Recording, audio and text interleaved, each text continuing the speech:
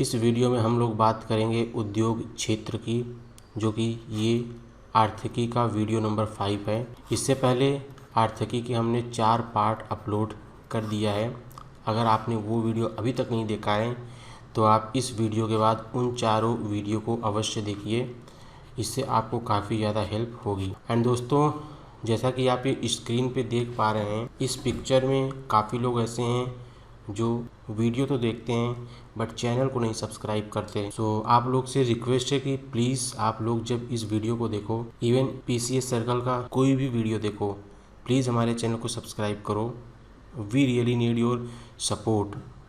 सो guys, चलिए start करते हैं आज का पहला टॉपिक। तो ये है भारत में सार्वजनिक उद्यम। देखिए, ये सब तो बस डेफिनेशन है, ये किसी काम का नहीं है, मतलब एग्ज़ाम में नहीं आएगा। एग्ज़ाम में जो आएगा हम उसके बारे में इस वीडियो में बात करेंगे। वो है सार्वजनिक उद्यम को औद्योगिक व व्यावसायिक के आधार पे 3 पार्ट में बांटा जा सकता है। सो जो सबसे पहला है वो है विभागीय स्तर। इसमें आपका क्या क्या होगा? इसमें आपका रेलवे होगा, डाक विभाग होगा, एक्सेट्रा होगा। वैधानिक निगम की बात करें तो उसमें जो जैसे एलआईसी हुआ, एफसीआई, एनटीपीसी या फिर ओएनजीसी। एंड अगर और जो कंपनी एक्ट 1956 के अंतर्गत एक कंपनी बनी है, वो एक सरकारी कंपनी है। एंड जैसे वो है सेल वेल। तो ये सब एग्ज़ाम में कुछ नहीं पूछेगा, हमने बस इसको ऐसे ही वीडियो को इंक्रीज़, मतलब वीडियो की लेंथ बढ़ाने के लिए। एग्ज़ाम में क्या पूछेगा? एग्ज़ाम में ये पूछेगा कि टोटल नवरत्न कंपनी जो 14 है, उनमें से वो 4-5 ऑप्शन दे देगा। फिर पूछेगा कि इसमें से ये कौन सी कंपनी नवरत्न है, कौन सी कंपनी महारत्न है, या फिर स्टेटमेंट के फॉर्म में ऐसा कुछ दे देगा कि ये कंपनी 1000 करोड़ रुपए तक का अपने आप निवेश कर सकती है। तो हम सबसे पहले देख लेते हैं कि नवरत्न कंपनियों में कौन कौन सी कंपनी है। तो वह RECL, NALCO, MTNL, PFC, BEL, SCI, HAL, OIL, RINL, NMDC, NLC, NBCCL, EIL and conquer. ये सारी कंपनियाँ आपकी नवरत्न कंपनियाँ हैं। ये कंपनियाँ अपने आप से 1000 करोड़ तक का खुद से निवेश कर सकती हैं। फिर जो नेक्स्ट कंपनी है वो है महारत्ना। ये 5000 करोड़ रुपए तक का निवेश कर सकती हैं, इनके पास ये अधिकार होता है। एंड ये टोटल कंपनियां 10 हैं। उनका नाम है SAIL, ONGC, IOC, NTPC, CIL, GAIL, BEL, BPCL, HPCL and PGCIL। आपको इन सारी कंपनियों का नाम पता होना चाहिए कि कौन सी कंपनी किस में है, क्योंकि ये ऑब्जेक्टिव में देख के पूछ सकते हैं। उसके बाद फिर जो नेक्स्ट कैटेगरी है वो है मिनी रत्ना। इसमें टोटल 73 कंपनियां हैं। एंड अगर हम बात करें मिनी रत्ना 1 एंड 2 को, तो इसको 2 पार्ट में डिवाइड किया जाता है।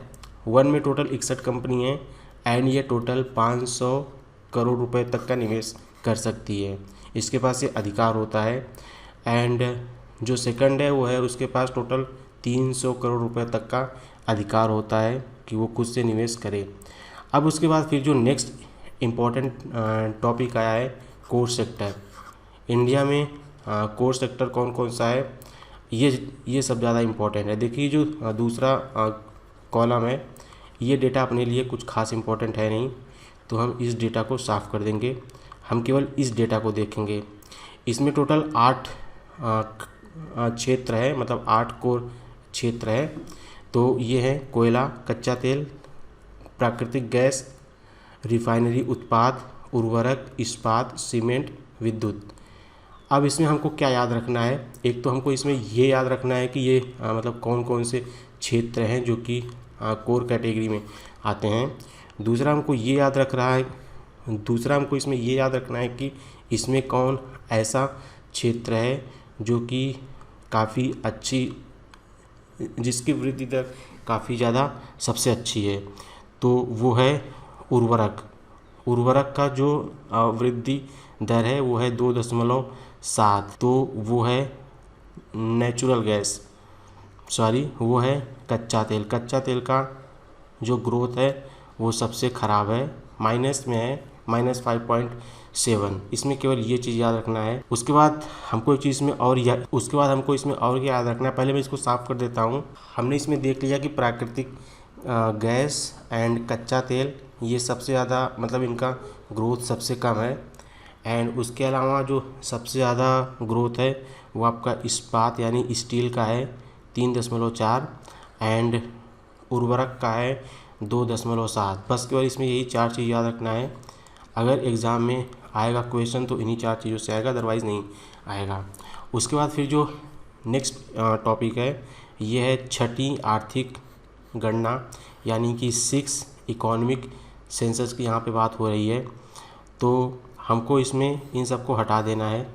इन सबको ऐसे देखने से अच्छा है कि हम कोई चार्ट देख लें। यहाँ पे एक आपको चार्ट दिख जाएगा। ये चार्ट है भारत में आर्थिक गणना। तो जो सबसे पहला हुआ था ये 1977 में हुआ था, और जो सबसे लास्ट हुआ था ये 2013 में हुआ था। 2013 के पहले 2005 में हुआ था। एंड जो अभी की राष्ट्रीय गणना है वो जारी है, यानी कि 2019 से वो स्टार्ट हो चुकी है एंड वो भी चल रही है। अब देख लेते हैं हम लोग सेंटेंस। यहाँ पे शायद कुछ हम लोग को अच्छा इम्पोर्टेंट पॉइंट मिल जाए। इसमें देखिए ये जो इतने सारे पॉइंट हैं, ये सब, एक सेकंड, ये सारे पॉइंट बेसिकली 6 आर्थिक सेंसस की बात कर रहे हैं, जो कि अभी के लिए इम्पोर्टेंट नहीं है। बट अगर आप चाहो तो एक बार इसको देख लेना, तो मतलब आप लोग इसको एक रीडिंग कर लेना, बट इतना इम्पोर्टेंट है नहीं। इसमें हम लोग एक चीज़ इम्पोर्टेंट है, वो क्या इम्पोर्टेंट, इसमें हमको जो एक चीज़ इम्पोर्टेंट है वो है 7वीं, मतलब कि 7th इकोनॉमिक सेंसस इम्पोर्टेंट है। तो वो हमको कहाँ पे मिलेगा, वो हमको नेक्स्ट पेज में मिलेगा। सबसे पहले मैं इस कॉलम को हटा दूंगा, ये सारे कॉलम किसी काम के नहीं हैं। अब हम और भी नीचे जाएंगे तो हमको यहाँ पे मिलेगा 7th सेंसस, यानी कि 7वीं आर्थिक गणना। ये स्टार्ट हुआ है 29 जुलाई 2019 से। एंड ये कहाँ से स्टार्ट हुआ था, ये त्रिपुरा से स्टार्ट हुआ है। एग्ज़ाम के लिए ये ज़्यादा इम्पोर्टेंट है। उसके अलावा चूँकि अभी ये स्टार्ट हुआ है तो इसके बारे में अभी ज़्यादा कुछ खास डिटेल है नहीं, बस इसमें आपको इसका डेट याद रखना है एंड कहाँ से स्टार्ट हुआ है। उसके बाद फिर जो नेक्स्ट है ये है उपभोक्ता मूल्य सूचकांक। तो ये इतना कोई खास है नहीं। उसके बाद फिर जो परिवहन क्षेत्र, जैसा कि हम जानते हैं कि परिवहन कई तरीके से हो सकता है। एक है बाई बस, एक है बाई रोड, एक है बाई एयर, एक है बाई ट्रेन एंड एक है बाई वाटर। तो ये टोटल 4-5 तरीके होते हैं यातायात या फिर परिवहन करने के लिए। तो इसमें इम्पोर्टेंट क्या है, हम लोग सिर्फ उस पॉइंट्स को देखेंगे। इसमें जो सबसे ज़्यादा, इसमें जो हम लोग को इम्पोर्टेंट चीज़ पढ़ना है वो है वार्षिक रिपोर्ट 2019-20 के अनुसार भारत में जो सड़क का नेटवर्क है वो 58.98 लाख किलोमीटर है। ये आपको याद कर लेना है, मतलब इसको रट लेना है। एंड इंडिया विश्व का दूसरा सबसे बड़ा नेटवर्क है रोड के मामले में। उसके बाद फिर जो नेक्स्ट है वो है नवंबर 2019 तक प्लास्टिक कचरे का 56.96 किलोमीटर लंबी सड़क का निर्माण किया जा चुका है। तो इंडिया में प्लास्टिक कचरे से सड़क का निर्माण हो चुका है। ऐसे भी क्वेश्चन पूछ सकता है या फिर वो किलोमीटर में पूछ सकता है। तो ये इम्पॉर्टेंट है, आप लोग इसको अच्छे से रट लेना। राज्य सहायता कार्यक्रम का उद्देश्य राज्यों को अपनी सड़क सुरक्षा के कार्यक्रम में सुधार लाने के लिए प्रोत्साहित करना है। तो इतना कुछ खास ये है नहीं, आप लोग इसको छोड़ देंगे। फिर उसके बाद नेक्स्ट है, इसके अलावा वर्ष 2024 तक सड़क दुर्घटनाओं में होने वाली जो मृत्यु होती है उसको 25% तक कम लाने का प्रस्ताव है। ये इम्पोर्टेंट है। उसके बाद फिर जो अगले दो पॉइंट हैं वो इम्पोर्टेंट नहीं है, उसको कट कर देंगे। उसके बाद फिर जो नेक्स्ट है पॉइंट, वर्ष 2017 की तुलना में 2018 के दौरान जो मृत्यु दर है इंक्रीज़ हुई है। तो हमको इसमें क्या याद रखना है कि जो डेथ रेशियो है वो इंक्रीज़ हुआ है। कितना इंक्रीज़ हुआ है ये डेटा हमको याद नहीं रखना है, बस केवल इंक्रीज़ हुआ है, ये इंपॉर्टेंट है। उसके बाद फिर क्या इम्पोर्टेंट है, ये जो आखिरी वाला पॉइंट है ये इम्पोर्टेंट है नहीं उतना, आप लोग इसको छोड़ देंगे। सड़क परिवहन एवं राजमार्ग मंत्रालय राष्ट्रीय राजमार्गों के विकास के लिए सीधे जिम्मेदार है, यानी NHAI के लिए जिम्मेदार है। जो ये जो 4 महानगर हैं, दिल्ली, मुंबई, कैलकाटा, चेन्नई, इन सबको आपस में जोड़ा गया है भाई स्वर्णिम चतुर्भुज। एंड सिलचर को यहाँ से जोड़ा गया है, क्या नाम है यहाँ का, पोरबंदर। एंड जो श्रीनगर है उसको कन्याकुमारी से जोड़ा गया है। तो इसके लिए क्या हुआ है, मतलब इसको जोड़ने के लिए, मतलब पूर्व से पश्चिम, दक्षिण से उत्तर तक, इसमें उन्नयन करने हेतु राष्ट्रीय राजमार्ग का विकास परियोजना स्टार्ट की गई है, जिसको NHDP बोलते हैं। वर्ष 2014-15 से लेकर 18-19 अवधि के दौरान सड़क क्षेत्र में प्रमुख उपलब्धियां क्या क्या हैं, तो वो है ईस्ट पेरिफेरल एक्सप्रेसवे है एंड धौला सादिया ब्रिज। जो ईस्टर्न पेरिफेरल एक्सप्रेसवे है ये दिल्ली के मार्गों से भीड़ को कम करने हेतु एक वैकल्पिक मार्ग के विषय में है। तो यहाँ से आप इकोनॉमी प्लस करंट अफेयर दोनों स्टडी कर रहे हैं। उसके बाद फिर जो नेक्स्ट है, देश के सभी श्रेणी की सड़कों के लिए बढ़ते हुए वित्त की आवश्यकता की चुनौती से निपटने के लिए 30 जुलाई 2018 को राष्ट्रपति द्वारा अनुमोदित आदेश के तहत केंद्रीय सड़क और बुनियादी ढांचा निधि, पूर्व नाम केंद्रीय सड़क निधि, को वित्त मंत्रालय के अंतर्गत लाया गया है। एंड उसके बाद फिर जो नेक्स्ट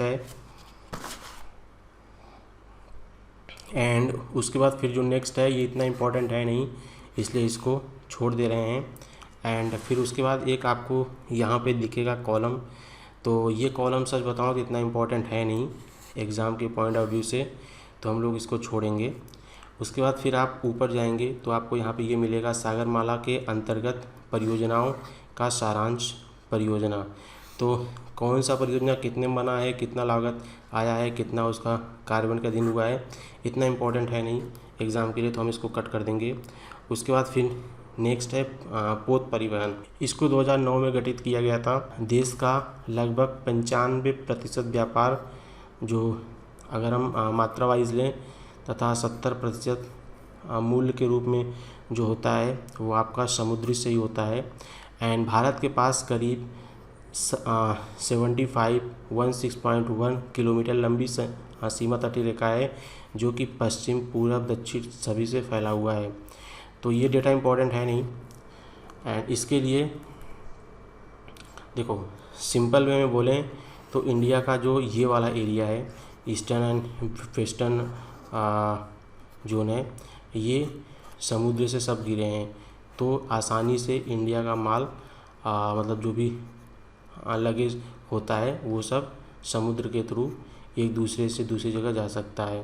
कहने का सिर्फ इतना था, मतलब बाकी लैंग्वेज इतनी भारी भारी है कि क्या बताएं। नेक्स्ट है 106 नए जलमार्ग खोले गए हैं। तो 106 खोले गए हैं, तो सबसे पहला कौन सा है, वो आपका हल्दिया से लेके इलाहाबाद तक है। एंड दूसरा कहाँ से कहाँ तक है, आप लोग चलिए नीचे कमेंट में बताइए। उसके बाद फिर जो नेक्स्ट है ये सब इतना इम्पोर्टेंट है नहीं, बिल्कुल जनरल से स्टेटमेंट है। एग्जिम कार्गो, एग्जिम बैंक होता है, इसका क्या फुल फॉर्म होता है, एक्सपोर्ट इंपोर्ट बैंक। एंड ये बिल्कुल जनरल सा स्टेटमेंट है। एंड यहाँ पर जो नेक्स्ट है सागरमाला कार्यक्रम, तो ये जो स्टेटमेंट है ये अपने किसी काम का नहीं है, बट हमको ये होना चाहिए पता है कि सागरमाला क्या है। सागरमाला, जैसा कि हम जानते हैं कि इंडिया बिल्कुल ऐसा है, चारों तरफ बिल्कुल कोस्टल लाइन है, तो यहाँ पे कई सारे मल्टीपल कोर्टयार्ड बन सकते हैं। कार्गो की आवाजाही को इंक्रीज करने के लिए, बूस्ट करने के लिए इस कार्यक्रम की शुरुआत की गई है।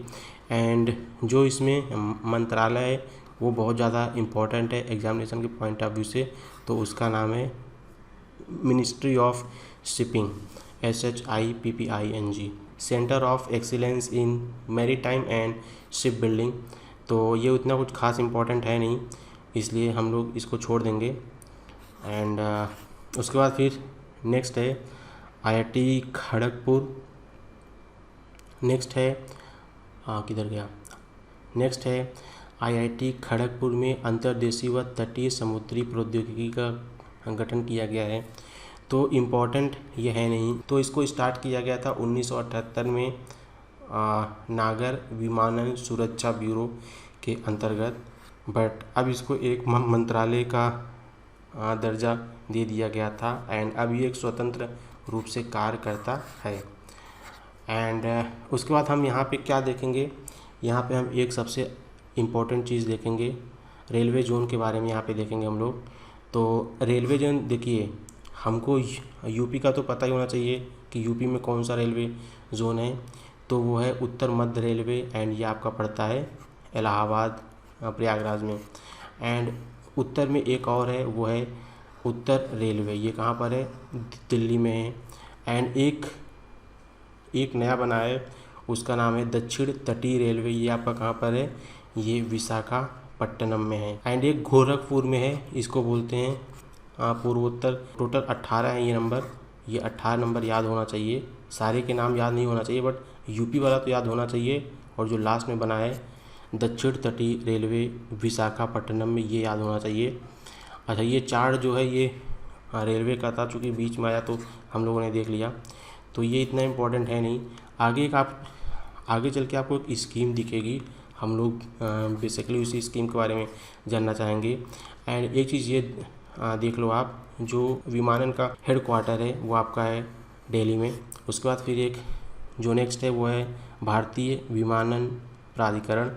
तो इन सबको आप छोड़ दो, इतना इम्पोर्टेंट है नहीं। इम्पोर्टेंट जो एग्ज़ाम में आएगा हम लोग वो देखेंगे अभी, तो वो है उड़ान स्कीम है, कहाँ गया ये उड़ान स्कीम, इसको 2017 में लॉन्च किया गया था। इसका थीम था उड़े देश का आम नागरिक। एंड ये विश्व में अपनी तरह की पहली ऐसी स्कीम है जिसके तहत जो क्षेत्रीय हवाई मार्गों को इसमें किफ़ायती और आर्थिक रूप से संचालित किया जा रहा है।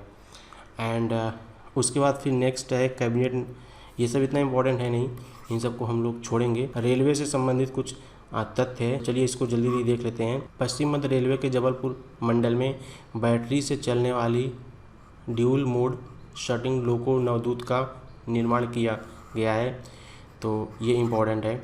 उसके बाद ये सबसे इम्पोर्टेंट ये लगा मुझे, भारतीय रेल ने एक नया कीर्तिमान स्थापित किया है। इन्होंने शेषनाग नामक ट्रेन का संचालन किया है, जो 2.8 किलोमीटर लंबी ट्रेन है, तो ये इम्पोर्टेंट है शेषनाग ट्रेन। उसके बाद फिर नेक्स्ट है शेषनाग ट्रेन में 6000 हॉर्स पावर की क्षमता वाले 4 इलेक्ट्रिक इंजन्स हैं एंड इसमें 251 वैगन यानी डिब्बे हैं। एंड उसके बाद फिर नेक्स्ट है सुपर एनाकोंडा ट्रेन का संचालन बिलासपुर और चक्रधरपुर डिवीज़न के मध्य किया जाएगा, तो इसका क्या नाम है, सुपर एनाकोंडा ट्रेन। उसके बाद फिर नेक्स्ट है, इसकी लंबाई 2 किलोमीटर है, इससे पहले जो था उसकी लंबाई थी 2.8 किलोमीटर, तो ये इम्पॉर्टेंट है। एंड इसमें टोटल कुल 6000 हॉर्स पावर की क्षमता वाले 3 इलेक्ट्रिक इंजन हैं एंड जो ऊपर वाला था उसमें कुल 4 इलेक्ट्रिक इंजन थे। उसके बाद फिर ये जो है इसमें अधिकतम 60 किलोमीटर प्रति घंटा की इसकी मतलब स्पीड है। लखनऊ न्यू दिल्ली मार्ग पर IRCTC ने देश की पहली प्राइवेट ट्रेन तेजस चलाई, जो कि यहीं जाती है लखनऊ से दिल्ली। उसके बाद फिर नेक्स्ट है जनवरी 2020 में अहमदाबाद बॉम्बे के मध्य IRCTC ने देश की दूसरी प्राइवेट ट्रेन चलाई, इसका नाम भी तेजस ट्रेन है। यानी कि जो दोनों ट्रेन है दोनों का नाम तेजस है। जो पहला है वो आपका लखनऊ से दिल्ली है एंड जो दूसरा है वो है अहमदाबाद टू मुंबई। उसके बाद फिर जो नेक्स्ट है, रेल मंत्रालय ने हाल ही में 151 आधुनिक रेलगाड़ियों के आवागमन हेतु 109 जोड़ी, तो ये इतना इम्पोर्टेंट है नहीं, इसको छोड़ देना है। पूरे रेल, तो ये देखिए आपका स्कीम है वही, तो ये बिल्कुल वही जो उड़े देश का आम नागरिक वाला, तो इसमें ये बिल्कुल जनरल से स्टेटमेंट है, आप लोग इसको एक बार देख लेना, वैसे इतना इम्पोर्टेंट है नहीं। उसके बाद फिर जो नेक्स्ट है, तो ये सब इतने इम्पोर्टेंट है नहीं। एक है एयर कार्गो पॉलिसी 2019, एक बार चलिए इसको देख लेते हैं जल्दी से। इसको 2019 में स्टार्ट किया गया था by government of India and ये एक नेशनल एयर कार्गो पॉलिसी की रूपरेखा जारी की गई थी 2019 में, जिसके अंतर्गत air cargo as well as logistic को कुशल, सहज व लागत व समय प्रभावी बनाने के लिए इसकी परिकल्पना की गई। तो इतना इम्पोर्टेंट है नहीं है, बट इसका नाम होना चाहिए पता, एटलीस्ट इसको छोड़ देना है। नेक्स्ट है वैदेशिक क्षेत्र। तो हम लोग इसको देखेंगे, जो पार्ट 6 वाला वीडियो होगा उसमें देखेंगे। एंड ये था पार्ट 5। दोस्तों आप लोग हमारे चैनल को सब्सक्राइब करें एंड अपने दोस्तों को भी शेयर करें, so that I can get motivated and I can make more video as soon as possible. दोस्तों आप लोग please do subscribe to my YouTube channel, so that मैं और भी ज़्यादा मोटिवेट हो सकूं और भी वीडियो बनाने के लिए, सो दैट जल्दी जल्दी घटना चक्र की दोनों मैगज़ीन समाप्त हो जाए। मिलते हैं नेक्स्ट वीडियो में। Peace out.